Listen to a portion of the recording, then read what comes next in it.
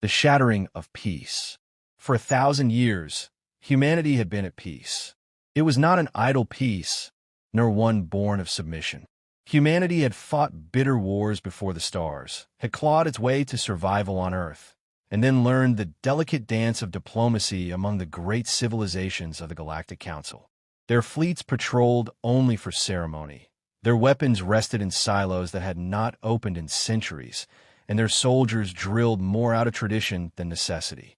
Humanity had become known as mediators, negotiators, and builders. The predators of old Earth had sheathed their claws. And then came Ardan's reach. The colony lay on the edge of human territory, a lush and fertile world known more for its vineyards than its military value. Families thrived there.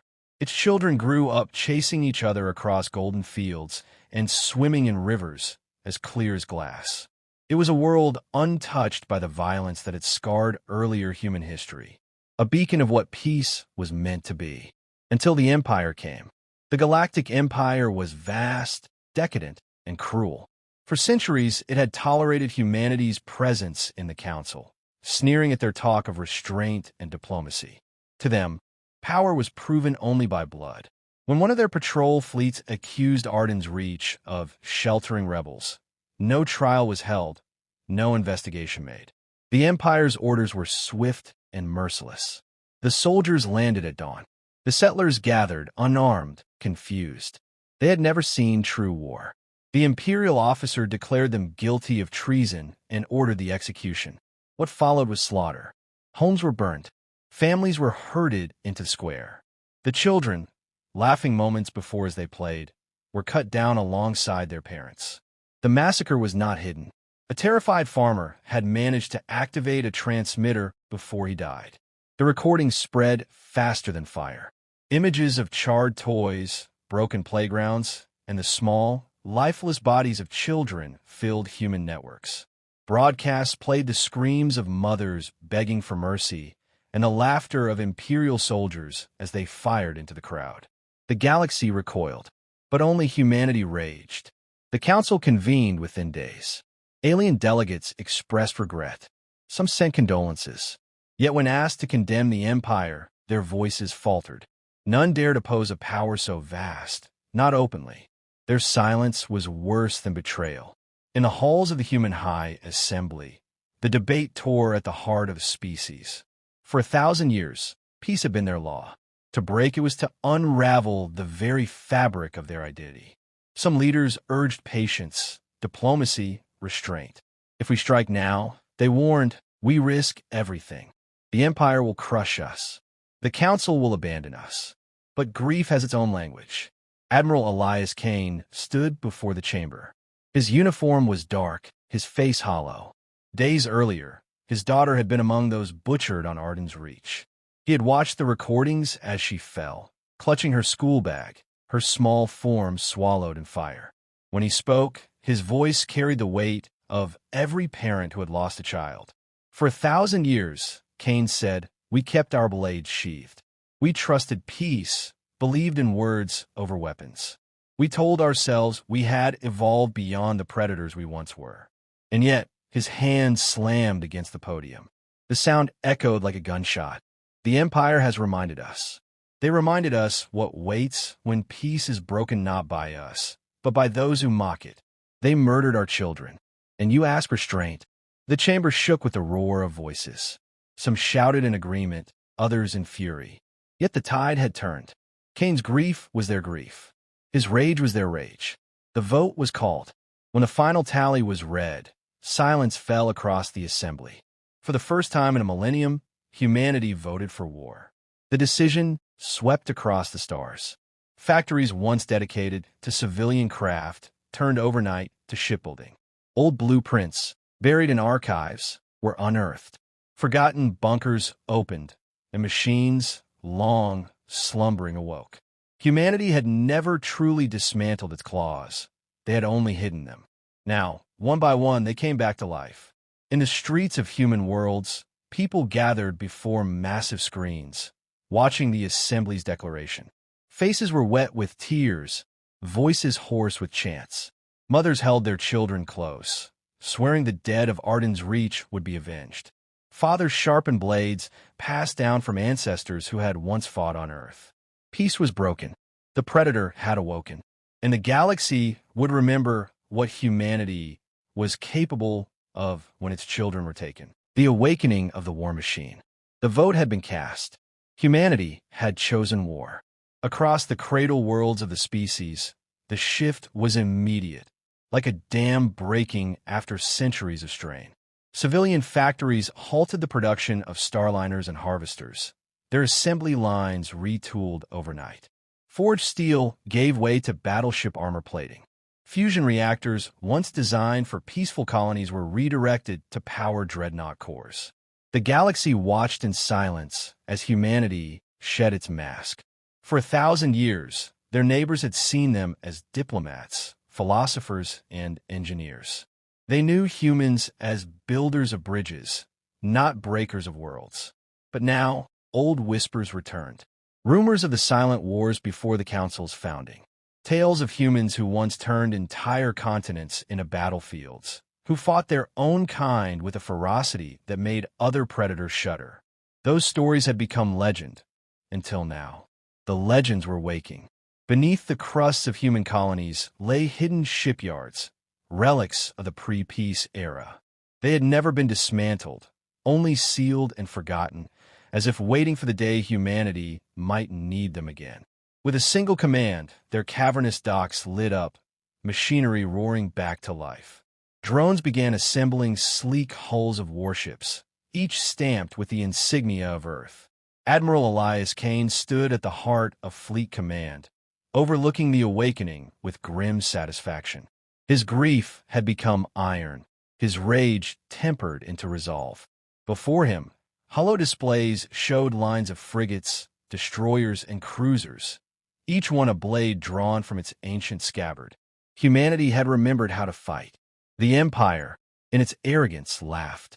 From their throne world, imperial broadcasts mocked the human vote. Farmers with relic fleets, their announcers sneered. Philosophers playing at war. They dismissed the massacre at Ardan's reach as a necessary culling of dissidents, and warned humanity that resistance would be crushed within months. Imperial admirals wagered on how quickly Earth itself would fall. They did not understand. The first clash came at Vera's belt, a barren system rich only in mining asteroids. An Imperial strike group of 12 cruisers entered human space, intending to blockade shipping lanes and test the resolve of their newly rebellious neighbors. What they found was not hesitation, but steel. Commodore Arya Solari commanded the human defense. Her fleet was small, only 6 ships, but every vessel was an apex predator. Stealth corvettes drifted invisible among the asteroid shadows. Rail cannons, long dismissed as obsolete by the Empire, fired tungsten slugs at near-relativistic speeds. Shields crumpled, armor shattered. The first Imperial cruiser split apart before it even knew it had been targeted. Then came the boarding actions. Human Marines, clad in exo-armor, slammed onto enemy hulls with breaching charges. They cut through corridors with thermal blades, advancing like silent wraiths. Imperial soldiers, trained to expect quick surrenders, instead faced predators who fought with a precision born from millennia of survival. Not one human Marine retreated. Not one surrendered. By the time the battle ended, the Imperial strike group was ash and silence. The few survivors who escaped carried tales the Empire had long forgotten. Tales of humans who did not fight for conquest, nor for territory, but for blood, for vengeance. Word spread faster than any fleet could fly. Neutral traders whispered it at refueling stations. Council envoys whispered it in their private chambers. The humans have changed. No, the humans have remembered. But humanity was not finished with messages. At the end of the battle, an Imperial warlord was captured alive. The Council urged restraint, begged humanity to treat him as a prisoner of war. Instead, Admiral Kane made a different choice. The trial was held on Earth, broadcast to every corner of the galaxy. The warlord stood shackled, sneering as accusations were read. He confessed without shame, boasting of the children burned at Ardan's reach. When a verdict of guilt was declared, There was no prison sentence, no exile. Kane himself drew a pistol, leveled it at the warlord's head, and pulled the trigger. The shot echoed through every screen. "This is our answer," Kane declared to the galaxy. His voice was steady, cold. "There will be no forgiveness. Not until every drop of blood is repaid." The galaxy trembled. For the first time in 1,000 years, humanity's war machine was awake. And it would not stop until the Empire itself bled. Humanity unleashed. The war was no longer a question. It was a storm, and it was spreading. The Empire, furious at its humiliation in Vera's belt, deployed entire fleets to crush humanity once and for all. They expected easy victories.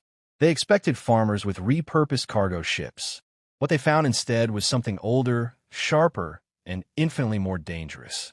Human fleets did not meet the Empire head-on. They struck like wolves in the dark. Stealth corvettes appeared in the middle of supply convoys, gutting freighters before vanishing. Destroyers emerged from asteroid fields, rail cannons tearing capital ships to ribbons. Human intelligence operatives sabotaged refueling stations, cutting off the Empire's ability to resupply at the edges of their vast domain. The Empire had size, but humanity had teeth. To the rest of the galaxy, it was like watching a ghost return. Old stories resurfaced. In the days before peace, humans had been whispered about as predators, creatures who fought their own kind in wars so vast that entire continents burned. Peace had dulled those memories, reduced them to myths. But now, as imperial wreckage drifted through the void, the myths took shape again, and the galaxy remembered to be afraid. On Earth, Admiral Kane stood at the memorial of Ardan's reach. The names of the slain children were carved into stone, each letter lit by flickering candlelight. Soldiers came there before deploying, pressing their palms to the names, whispering silent vows. Kane knelt at the base where his daughter's name was etched. His hand lingered on the stone as he swore. "They will never forget, not while I breathe." It was not a vow for glory. It was not conquest. Humanity fought for memory. Every ship launched, every battle fought, was a promise to those who had been silenced. The Empire began to falter. Their admirals were trained for wars of attrition, of overwhelming numbers. They could not comprehend humanity's asymmetric warfare. Human fleets struck with surgical precision, withdrawing before reinforcements arrived, only to reappear systems away. Every victory the Empire claimed cost them 3 times the losses, and every defeat spread terror across their ranks. But humanity had one more shadow to unveil. Project Nemesis. Buried deep within Earth's archives, Nemesis had been conceived in the earliest days of peace as a deterrent, a weapon never meant to be fired. Massive planetary assault platforms, armed with gravitic warheads, capable of cracking moons and shattering continents. The Council had forbidden their use. For centuries, humanity had honored that oath. Until now, the demonstration was not aimed at a city, nor a planet. Humanity chose an uninhabited moon on the edge of neutral space. Before a live galactic broadcast, the weapon was unleashed. The moon trembled, split, and then disintegrated into a halo of fire and stone. The message was clear. "We have bled." Admiral Kane's voice rang out across the stars. "We will not stop until the Empire understands the cost of their cruelty. If they force us, we will bring Nemesis to their very worlds." Fear spread like wildfire. Some called humanity monsters. Others called them saviors. Among the oppressed species of the Empire, hope flickered. If the humans could defy the throne and survive, perhaps rebellion was possible. Whispers of uprising stirred in shadowed corners. The turning point came at Jorith Prime. The Empire had gathered one of its largest armadas, 300 ships under the personal command of High Admiral Varix. Their goal: crush the humans in one decisive battle. Humanity, instead of retreating, came to meet them. When the fleets clashed, the void lit with fire. Human warships warped in not as a single line, but in coordinated waves, striking from multiple vectors. Corvettes darted between enemy cruisers, leaving trails of wreckage. Rail cannon salvos split battleships apart. Boarding pods rammed into enemy hulls, disgorging human marines who tore through the decks like fire through dry grass. At the height of the battle, Nemesis weapons deployed, not against planets, but against Imperial flagships. 2 detonations turned the night of space into blinding light, erasing entire enemy squadrons in a heartbeat. When the fires dimmed, the Imperial fleet was gone. Humanity stood victorious. For the first time in centuries, the Empire bled, and the galaxy understood. Humanity was not simply fighting. Humanity was hunting. The Predator had been unleashed, and it would not stop. The reckoning. The Empire bled, but it did not kneel. Even as the wreckage of Jorith Prime drifted through the void, the Emperor's voice thundered across the stars. He called humanity savages, beasts in civilized flesh. He declared that every human world would burn, every child enslaved. The Council urged negotiation, desperate to stop the spiral, but their words carried no weight. Neither side listened. For humanity, there was no compromise left. The children of Ardan's reach were carved into memory, and memory demanded vengeance. The war spread deeper into the Empire. Human fleets carved their way through frontier systems, liberating enslaved peoples who rose in rebellion the moment imperial control faltered. For the first time in centuries, the Empire's throne world itself trembled. Riots erupted in its streets as the oppressed whispered a single word with reverence and terror alike: humans. Admiral Kane knew the time had come. The strategy was madness, even by human standards: strike directly at the throne world, cradle of imperial power, defended by fleets larger than any ever seen. But Kane also knew fear was already rotting the Empire from within. Break their heart, and the body would collapse. The fleets gathered at the edge of human space. Hundreds of warships, their hulls dark as night, rail cannons loaded, Nemesis platforms primed. Soldiers stood at attention in silent halls, helmets clasped to their chests as names of the fallen scrolled before them. No anthem played. No speech was given. The only words spoken came from Kane. For the children, the war armada leapt into the void. The battle for the throne world was a storm beyond imagination.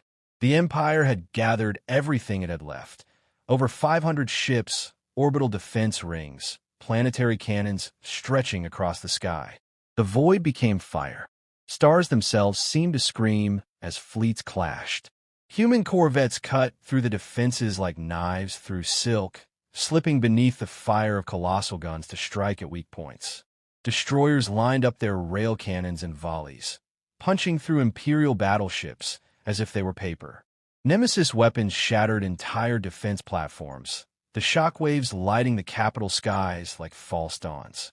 And still the Empire fought, desperate and proud. For 3 days and nights the battle raged, until at last the skies above the throne world were darkened not by Imperial banners, but by the looming shadows of human dreadnoughts. Dropships fell like meteors, disgorging armored marines into the streets of the capital itself. The Emperor's palace, once thought untouchable, became a war zone. Golden towers burned. Statues crumbled. Imperial guards fought to their last breath, but could not stop the tide.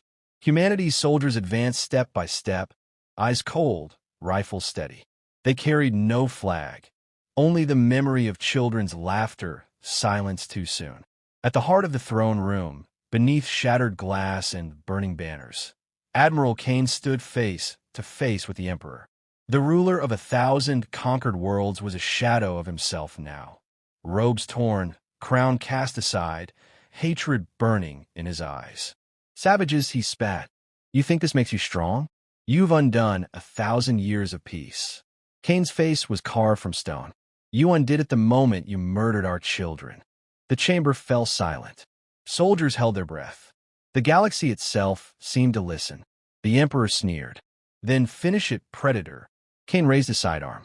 The shot rang out, sharp and final. The Emperor fell. The execution was broadcast across the stars. Billions watched as the great tyrant of the Empire was ended not in ceremony, but with a single gunshot, a human's voice declaring, "This is for the children of Ardan's reach." The galaxy trembled. In the days that followed, the Empire collapsed. Worlds once enslaved rose in open rebellion. The throne shattered, its fleets scattered. Humanity, bloodied but unbroken, stood at the center of it all. The Council tried to censure them, to expel them for the brutality of their war. But no voice carried the weight to challenge them now. Not after what they had done. Not after what they had proven. On Earth, a vast memorial was built. Thousands of names were etched into black stone. Every child of Ardan's reach remembered for eternity. Candles burned beneath their carved letters, flickering against the night. Admiral Kane stood there alone, his uniform heavy with ash and years of war. He placed his hand against his daughter's name, lips trembling as he whispered the vow one last time. "We shattered peace for you. May the stars remember why." The Predator returned to silence. But the galaxy would never forget.